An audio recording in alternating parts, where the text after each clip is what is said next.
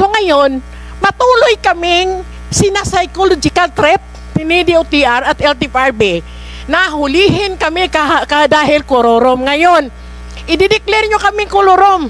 Si Altura nag-affirm na hindi kami kolorom. So ano pala ang totoo?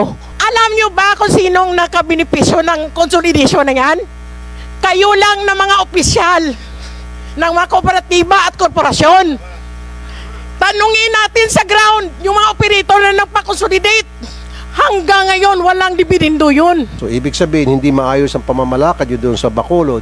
Kasi ang sinabi nyo kanina, kumonsulta na kayo sa mga LGU. Kayo nagkukonsultahan na hindi nyo sinama sila.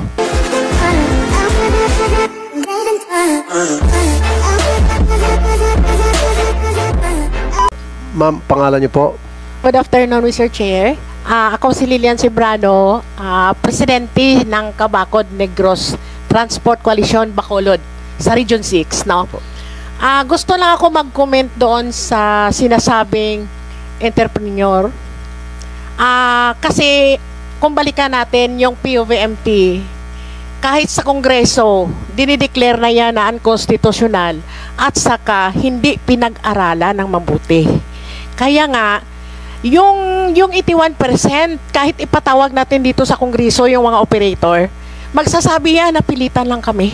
Yan na nagpa-consolidate kasi mawala na kami ng pangkabuhayan after April 30. But sa Bacolod, ito ang nangyari sa amin. Yung LPTRP sa Bacolod, October 21 ina-approve, hindi nakadaan yon sa public consultation. Tapos tama yon si Sir Rafi Idol Tolpo na talagang LGU at LTFRB connivance talaga sa modernization dyan. Yung mga ruta ibinigay sa mga malapit lang sa kanila. Yung mayor namin nag-engage ng Egypt at nakataging pa sa kanya yung kooperatiba na Asinso. So paano kami maniniwala? Ngayon sa Bacolod at sa Iloilo, magrarally na ang mga nagko-co-op at nagkooperatiba, yung mga modernized association. Anong panawagan nila? Dapat hulihin na ang mga kolorom. Kami daw ay kolorom. Ngunit, nang nag-declare si Yusik Ortiga at saka si chairman na kolorom kami, yung OIC namin ina-affirm na hindi kami kolorom. Yung prangkisa namin, hindi lang nila ini-renew dahil sa deadline ng April 30, Mr. Chairman. Ngayon, 35 days na ngayon, balik pasada, balik prangkisa kami para mabuhay. Ang gusto ko ngayon, narinig ko na yung magandang plano ninyo sa modernization. Ang Bacolod ngayon is 50%. Hindi consolidated. Mabawasan pa yan kasi subject for review pa. So anong mangyari sa amin, majority kami na hindi consolidated, walang prangkisa, patuloy kaming nagbiyahe. Kasi hindi kami nirenew paano ang mga pamilya namin. So ngayon, patuloy kaming sina-psychological threat ni DOTR at LTFRB na hulihin kami dahil kolorom. Ngayon, i-declare nyo kaming kolorom. Si Altura nag-affirm na hindi kami kolorom. So ano pala ang totoo? No? Bakit hindi nyo kami inirenew? Dahil ang sa amin niya, panawagan namin, ibasura tong consolidation deadline ng April 30 para ma-renew ang aming mga prangkisa. Ngayon, ang ginagawa ng LTFRB, mag-show cause order daw, magproseso daw ng mga requirements. First time kaming grupo nakatanggap ng show cause order. Ano ang sinasabi ng show cause order? May kopya tayo dito. Explain mo lang. Bakit hindi makancel o ma-revoke ang aming prangkisa? Ibig sabihin, pag ma-justify namin yung reason na idipinsa namin yung aming prangkisa, anong next? Siyempre, motion to allow renewal of franchise. So that's why Mr. Chair, panawagan namin, ibasura yung April 30, i-renew ang aming mga prangkisa. At saka yung 81%, ipatawag yun. Kasi kahit kami magsasabi, napilitan lang yun ng consolidation. Pinipilit nyo kasi. Alam nyo ba kung sinong nakabinipisyo ng consolidation na yan? Kayo lang na mga opisyal ng mga kooperatiba at korporasyon. Tanungin natin sa ground, yung mga operator na nagpa-consolidate. Hanggang ngayon, walang dividendo yun. Sa Bacolod at sa Iloilo, nag-rally. Walang benepisyo. Masining sabi nyo, government sa benefits? Wala. So, paano kami sasabay sa modernization ninyo? So, ang sa amin lang ganito, go kayo, congratulations, kung maganda sa inyo ang modernization. Pero sa amin, irespeto yung karapatan naming mabuhay, ang pamilya namin. Kaya kami humingi ngayon sa mga senador na nandito, i-renew na prangkisa namin. Dapat managot itong mga LTFRB at DOTR eh. Tinachap ang aming prangkisa. Pinapatay ang aming pamilya. Anong ginagawa nila? Nagrarally. Kasi gusto nilang hulihin kami. Maganda ba yung modernization na may mamamatay? At saka kayo ay mamubuhay? Maganda ba yun? So anong klaseng programa ng gobyernong ito? So anong mangyayari sa Bacolod?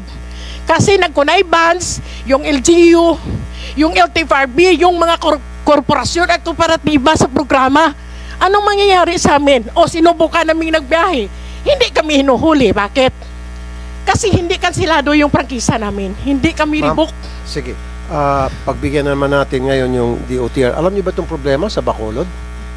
Aware ba kayo? 50% daw ang naapektuhan at hindi makapagbiyahe ngayon? Thank you, Mr. Chair. Salamat po, ma'am. Yeah. Ma'am Lilian. Si Chair Guadis po magsasabi regarding sa percentage po. Idagdag ko na pero po. alam niyo po itong problema sa Bacolod. Yes, definitely. Ba't hindi niyo po ina-address? Ba't hindi niyo po inapuntahan o kinakausap sila? Unang-una po, nagpunta kami mismo ni Chair Guadis sa Bacolod po. And in Kailan fact, po? That was before the end of consolidation. In fact, after that po, tumaas po yung consolidation. Sabi niya, bababa pa nga raw, 50%. Hindi po. Sasabihin po ni Chair Guadis yung tamang numero po ng consolidation. Mr. Pwede Chair, makita yung data, yung figures niya, isabit niyo po sa amin. Hindi, kasi sinasabi niyo more than 50%, sinasabi niya 50 at bababa pa, yung iba napilitan. I tend to agree. Siyempre, kaysa naman mawalan sila ng buhay, napipilitan sila kahit na alam nila na hindi naman talaga komportable para sa sitwasyon nila. If I may, Mr. Chair. Mr. Chair, yes, nagpunta po kami sa Bacolod. That was 2 months ago.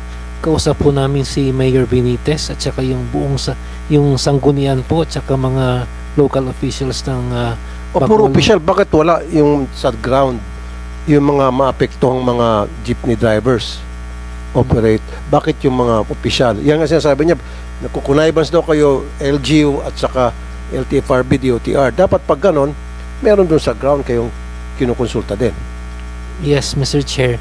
Ang rason naman kaya kami nagpunta doon, una, chinek namin yung estado ng mga kooperatiba, chinek namin yung yung route rationalization nila, and then nung sinabi nilang may mga kakulangan pa po, agad po namin na tinulungan, nirevisa ho namin yung local transport plan ho nila to accommodate more participants doon sa modernization program ho. We did that, kaya po tumaas ng malaki because yung ginawa po namin together with Mayor Benitez and the Sanggunian po, in-address po namin yung concerns ng mga transport leaders doon. So, meron naman ho kaming nagawa na win-win situation po. As to the figures, Mr. Chair, please give us a little more time. Chine-check ko namin ngayon sa opisina kung ilan ho yung actual percentage sa Bacolod So paano yung sinasabi niya 50% sa kanila nawala ng trabaho at hindi na alam ang gagawin? Paano po yun?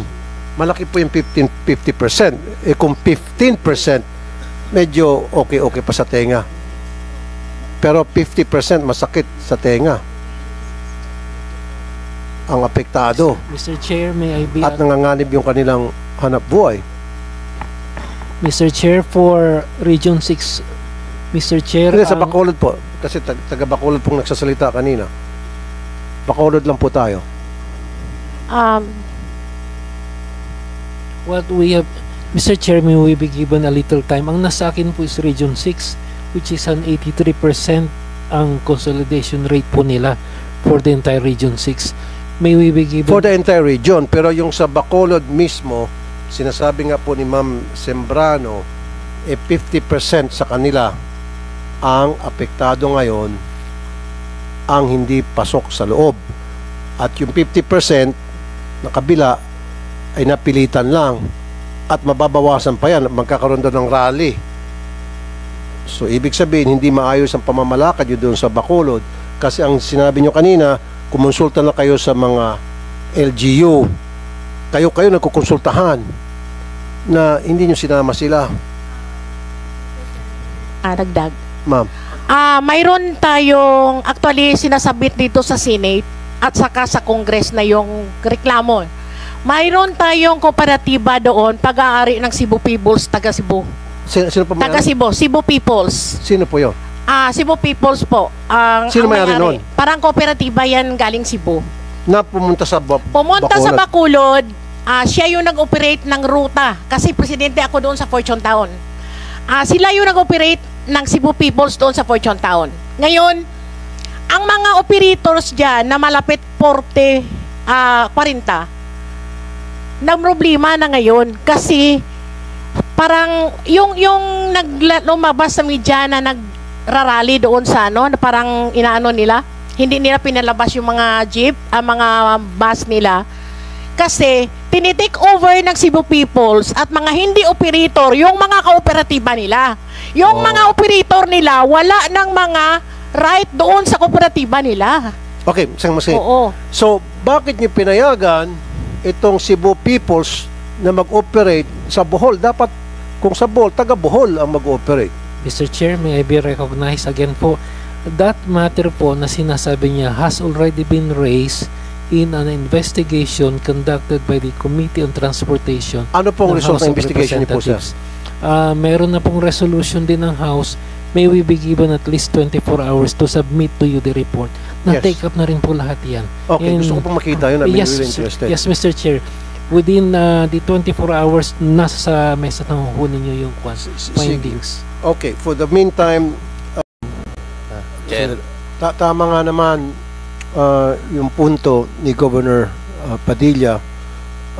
Siguro habaan, siguro sa bangko kakausapin natin from 7 years to 10 years, 12 years para yung monthly amortization bababa din. So may kikitaan pa rin yung jeepney driver. Meron siya may uwi sa kanyang pamilya, di ba? At the end of the month. Nakikita ko isa sa mga reason bakit hindi matuloy-tuloy din po itong programa. May mga tumututol. Hindi niyo po na i-disseminate yung information properly. Ito na nga po yung sabi kanina sa opening statement ko.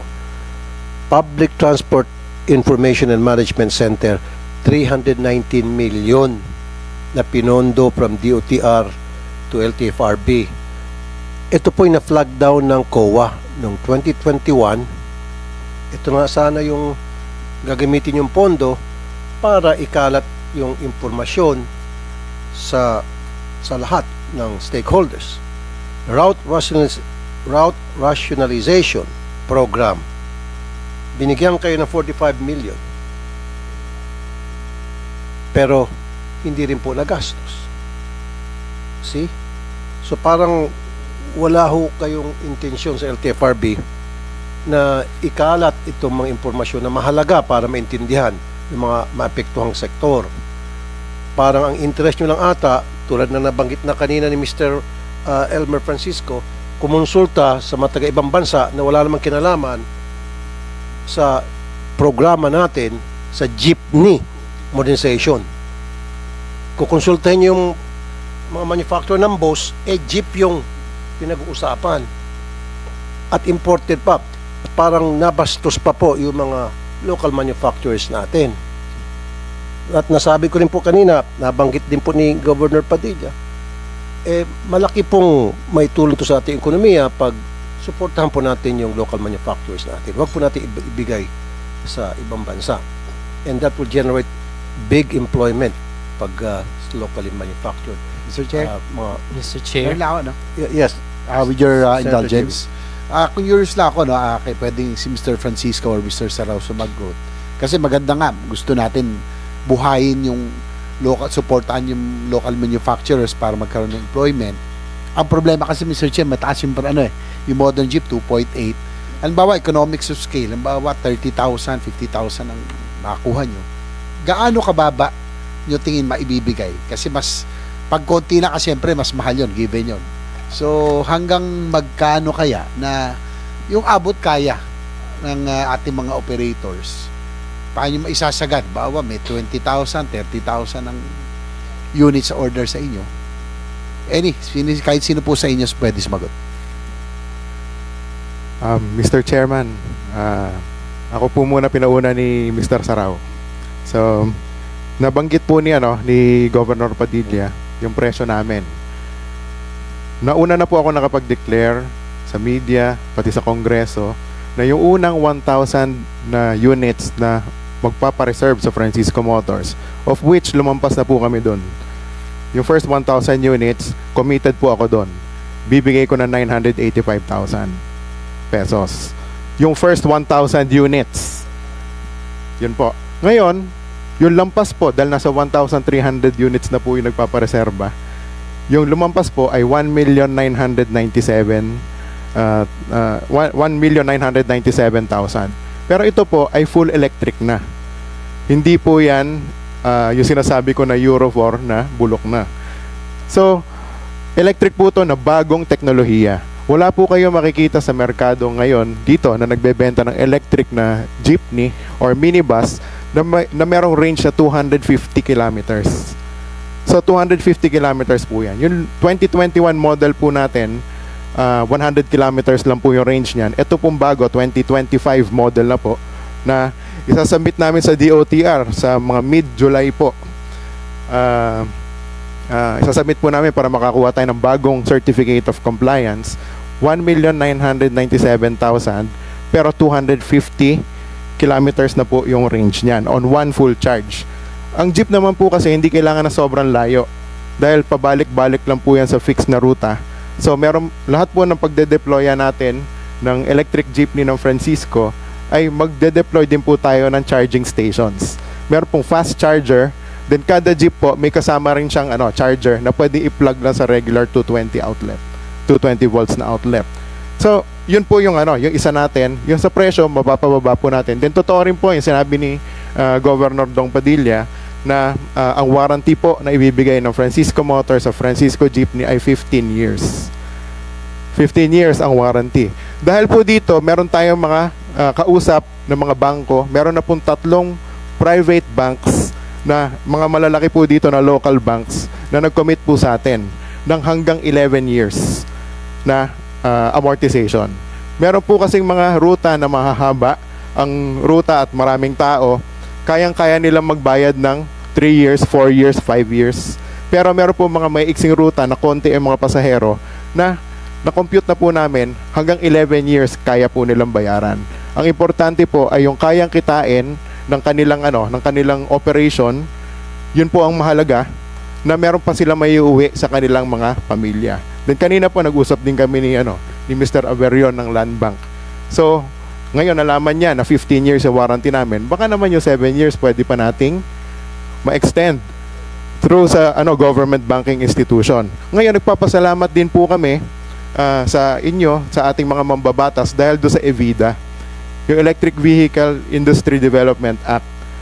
Dahil 1980s pa lang po, hindi po totoo na bagong teknolohiya yung electric dito sa Pilipinas. 1980s pa lang po, meron ng electric jeepney ang Francisco Motors. Meron din po tayong electric Anfra. Pero ang problema nun, lead acid deep cycle pa yung baterya nun, lumang teknolohiya. Ngayon meron ng mga lithium. Ngayon, congratulations kay IVAP na presidente na kinonsulta kayo ng DOTR o ng DTI dahil kami po hindi. Pero kabayan, magkababayan tayo po yung magtutulungan. Kami po ay nasa electric vehicle industry na rin at nagpapasalamat kami dahil magkakaroon tayo ng mga incentives para lumikha ng sarili nating drivetrains dito sa Pilipinas. So ang ginawa po namin, humingi tayo ng suporta mula sa BOI sa gobyerno natin. Dahil nagbigay po sila ng tag 9 billion pesos sa mga foreign manufacturers para mag-locally produce ng mga sasakyan dito sa Pilipinas. Hindi sila nakakomply. Yung pangatlong component po na isang 9 billion pa, hinihingi po natin sa BOI CARS program. Noon pa po, 2018, 2019, hinihingi po natin. Ayaw po nila ibigay sa atin. So ang tinatanong ko po, Mr. Chairman, bakit ayaw nila ibigay sa local manufacturer kung ibibigay naman nila sa foreign manufacturer? Para dito sa programa ng gobyerno na gumawa tayo ng sarili nating jeepney, yung tunay na jeepney, dito, local. Kung naibigay nila yun sa atin, 2018, 2019 pa lang, nakagawa na tayo ng murang electric jeepney dito sa Pilipinas. Okay, thank you, Mr. Francisco. Pakisagot lang, DOTR, paulit-ulit ko narinig na wala kayong binibigyan na suporta sa ating mga local manufacturer at palagi kayo kumukonsulta at inyo pong binibigyan pabor ay yung mga foreign manufacturers. Yeah, mabilisan lang pong sagot kasi nagtatanong ako yung tungkol sa mga sumama sa PNS. Kasama pala natin yung mga local manufacturers po when it happened. So, ang punto ko lang po, there were local manufacturers, builders po no, na sumama during the PNS 2017. Next po, dito po sa DOTR kasi wala po kaming programa yung sinasabi nyo po na tutulong sa local manufacturers. Siguro po pwede nating imbitahan taga DTI po kasi meron po silang programa doon, yung DTI, that will help the local manufacturers. Baka po doon tayo pwedeng lumapit para yung programa nila ay maibigay natin dito sa local manufacturers. Kaya nga, po. siguro next time, DOTR, imbis na kumonsulta kayo sa mga foreign manufacturers, unahin nyo muna siguro konsultahin itong mga local manufacturers natin kasi they have more experience than the foreign manufacturers pagdating sa pagpapatakbo ng mga jeepney sa mga kalsada natin. So stop consulting with these people, especially from China. Local manufacturers natin, capable sila, 66 years, 77 years na sila, dekada na. Sana binibigyan natin silang respeto. So I don't want to hear from now on na kapag meron tayong mga programa tungkol sa mass transportation, ang una natin kinukonsulta ay yung mga taga-abroad. Kumonsulta tayo sa mga local manufacturers natin. Pag sinabi ng mga local manufacturers natin na hindi namin kaya yan, saka pala natin ipapasa o ikukonsulta sa labas ng bansa. Tama? Ganun po dapat. Yeah, I assure po base sa sinabi nyo, yung when you say priority po, unang-una, hindi kami lumalapit sila po lumalapit sa amin. But base po sa usapan natin ngayon, Sino po lumalapit? yung foreigners, sila po yung nag-apply kasi na Kaya nga, di wag nyo certificate. entertainin. Wag nyo entertainin. As simple as that. Unahin nyo muna yung local. Apa. Di ba? At saka, base po sa sinabi ni Mr. Francisco at saka sa... Hindi, kaya siguro ni-entertain yung foreign. Kasi yung foreign, may dolyar na pang under the table siguro. with due respect po, I assure you sa aking pamumuno po. Not you. Pero very clear naman talaga. Yes. Very clear naman talaga. O, sabihin ko sa'yo, ito medyo nalista ng konti. Nasa na ba si Secretary Abayangan? Wala na, ano? Ay, Abaya at saka si Tugade. Isa pa yan si Tugade. Alam na nga niya yung Dalian train na hindi angkop sa compatible, compliance sa ating MRT system. Pinilit pa talagang papasukin. Yung pagdating ng delivery, alam niya na hindi magagamit, tinanggap pa rin. Kung di ba naman, Kengkoy? Di ba? And now, meron tayong 3.7 billion na train dyan ngayon nakatenga sa MRT station na hindi nagagamit. Dahil kasi puro foreigner ang gusto nyo eh. Ayan, China. Dalian, China. Ngayon dito sa jeepney modernization, China na naman. Bakit gustong-gusto sa China? Ano meron? Ang balito kasi yung China mabilis daw magsuhol. Malaki yata manuhol. Kaso yung local walang panuhol kaya hindi siguro na-entertain yung local. Anyway, meron pang gustong magsalita Mr. kanina? Chair. Okay, sino unang tumaas? Sige. Sabay-sabay kasi. Sige, senior citizen. Senior.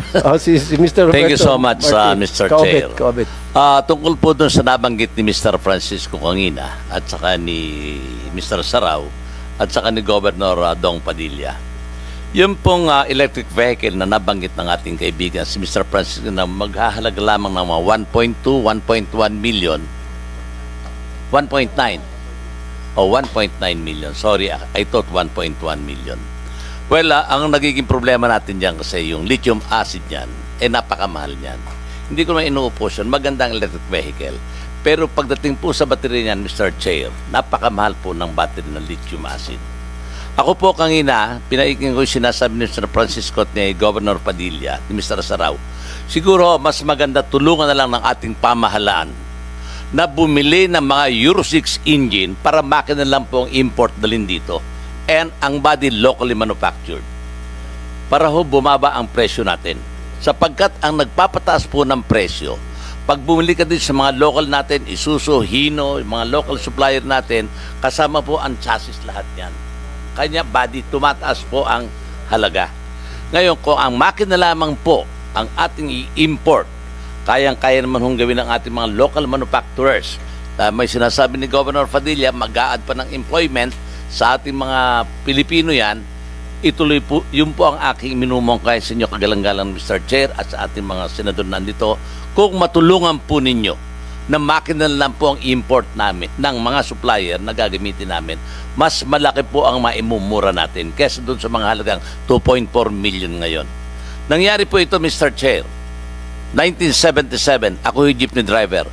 Ang Francisco po ang kaunahang galabas ng C-190, Isuzu C-190 na brand new from Japan. Wala pong usok yan. Salot zero emission yan. Kanya po, sumunod kami dyan, nakita ko yung performance yan, maganda.